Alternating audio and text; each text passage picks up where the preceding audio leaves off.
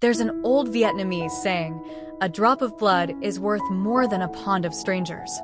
And maybe that's why, even after 5 years of silence, I still find myself wanting to be there for my daughter, because no matter how far she goes, she's still a part of me.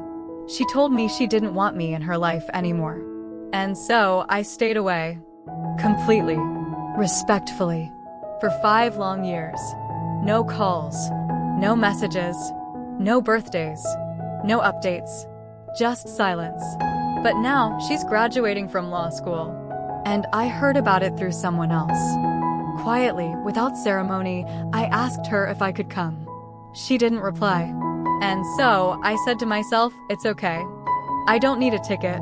But deep down, it wasn't really about the ticket, was it? Welcome to Family Confessions, where we share stories that so many families live through, but rarely speak out loud. And today, we explore the pain of parental estrangement and what it means to love a child who has closed the door on you. She used to fall asleep on my chest. She would bring me drawings and say, "Look, Daddy, I made this for you." I taught her how to ride a bike and later how to parallel park. We had inside jokes, late night talks. I was there. I thought I was there. But something broke along the way. Not suddenly, slowly, silently, until one day she said, "I don't want you in my life anymore." And just like that, I became a ghost. A memory. A closed chapter in her story. I didn't argue. I didn't beg. I stepped back, because that's what she asked of me. But as time passed, the ache didn't go away. It became part of my day, something I carried, like a quiet weight in my chest. And then I heard she was graduating, top of her class, law school. I was proud, so proud. I didn't want a hug or a seat in the front row. I just wanted to be there, to see her walk across that stage, to say, without saying anything, "I'm proud of you." So I sent her a message. It said, "Hi, I heard you're graduating in 2 weeks. I know you may not want me there, and I respect that. But I wanted to ask, would it be okay if I came to see you graduate? No pressure. Just asking." She never replied. And so I whispered to myself, I don't need a ticket. And I tried to believe it.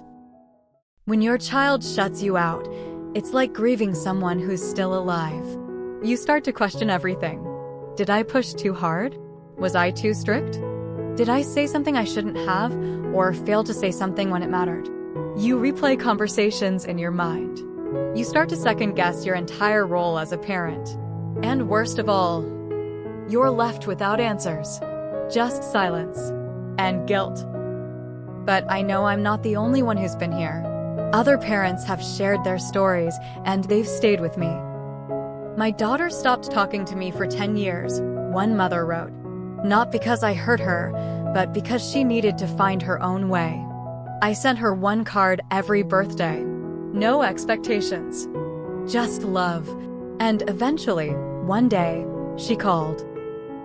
Another shared, I went to my son's graduation. I didn't tell him. I stood far in the back.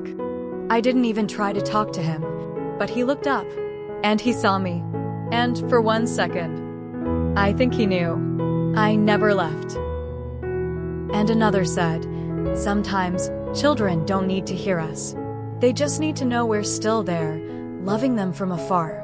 Quietly, without pressure, without demand. These stories don't promise happy endings, but they offer something else, a hope. That silence today doesn't mean silence forever. That even behind closed doors, love can wait. Gently, patiently.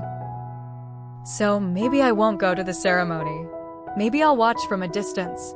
Or maybe I'll just sit at home, looking at a photo of her when she was 5, wearing that paper graduation cap from kindergarten. Maybe that's enough for now. Because being a parent sometimes means showing up in ways that no one else sees. It means loving without being seen, forgiving without being asked, and hoping, always hoping that one day, the door will open again. If this story touched your heart, consider subscribing to Family Confessions. Here we hold space for the complicated, the emotional, and the unspoken parts of family life. And if you've ever been on either side of that silence, parent or child, know that you're not alone. Leave a comment, share your story, or just listen. Because sometimes, hearing someone else's truth helps us make peace with our own.